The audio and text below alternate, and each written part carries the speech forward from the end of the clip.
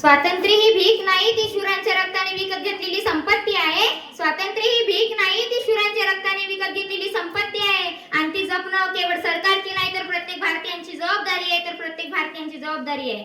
नमस्कार मित्रांनो, माझे पूर्ण नाव उत्कर्ष गोपाल नागपुरे, वर्ग 10 ब ची विद्यार्थिनी आपल्या समोर स्वातंत्र्य दिनानिमित्त थोडक्यात 2 शब्द सांगित आहे.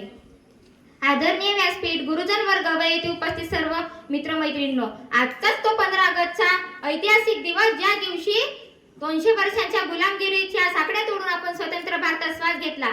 आजचा दिवस हा कुठल्याही सण आणि उत्सवापेक्षा श्रेष्ठ आहे, कारण आज या महान राष्ट्राचा गौरव दिन आहे.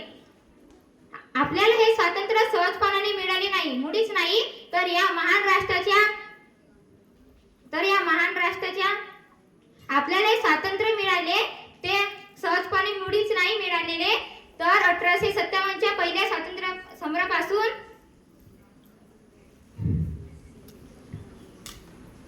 आद्य क्रांतिकारक लहुजी साळवे, बिरसा मुंडा, चाफेकर बंधू अशा कितीतरी स्वातंत्र्यवीरांनी या संघर्षात सहभाग घेतला. चंद्रशेखर आझाद, भगतसिंग, राजगुरू, सुखदेव यांचे बलिदान, नेताजी सुभाषचंद्र बोस यांचा ज्वालाग्राही घोष, लोकमान्य टिळकांचा प्रखर राष्ट्रवाद आणि महात्मा गांधींचा अहिंसात्मक संघर्ष आणि हजारो भारतीयांचा रक्त, अश्रू आणि घाम यांच्या अज्ञातूनच स्वातंत्र्याचा सूर्योदय झाला. स्वातंत्र्यानंतरही आपली सीमा सुरक्षित आहे, कारण हिमालयाच्या थंडीमध्ये, समुद्राच्या लाटांत आणि रणांगणाच्या गोळीबारात आपले वीर जवान पहारा देत आहेत. सशस्त्र सेनेने शेजारी राष्ट्रांच्या आक्रमणाला वेळोवेळी साडेतोड उत्तर दिलेले आपल्याला पाहायला मिळते.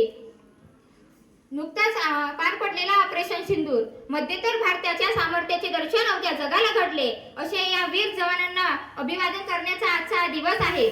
मित्रांनो, फक्त सीमाच नाही तर आपल्या शहरांची, आपल्या गावांची सुरक्षित जपणारे पोलीस दल, कोविड सारख्या संकटातही दिवसरात्र लढणारे डॉक्टर, नर्सेस, आरोग्य कर्मचारी, वीज, पाणी, स्वच्छता, वाहतूक आणि आपत्ती व्यवस्थापन हे सगळे नागरी हद्दे, हे सगळे भारतीयाच्या सुरक्षा आणि प्रगतीचे भक्कम भिंतीच आहेत.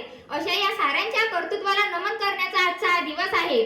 मित्रांनो, सैनिक सीमेवर लढतो, पण आपण शहरात, गावात राहून काय करतो? देशभक्ती म्हणजे झेंडा फडकवणं, घोषवाक्य देणं हेच आहे का? नाही, मुळीच नाही.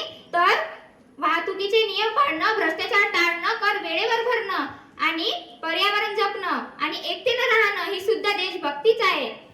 आपण जर ही आपली जबाबदारी पार पाडली नाही तर आपण कमकुवत राष्ट्र म्हणून राहू. आज या स्वातंत्र्य दिनी आपण अशी शपथ घेऊ की जशी सैनिकाची बोटं बंदुकीच्या ट्रिगरवर असते, तसंच आपलं मन देशसेवेच्या ट्रिगरवर राहील. सीमांचे रक्षण करणे हे त्यांचं काम आहे, पण देशाची प्रतिष्ठा, प्रगती आणि एकता जपणं हे आपला धर्म आहे. आणि आपण जर राष्ट्रप्रथम हा आपला धर्म पाडला तर या महान राष्ट्राची महानता विश्वात कुणीच नाकारू शकणार नाही. धन्यवाद.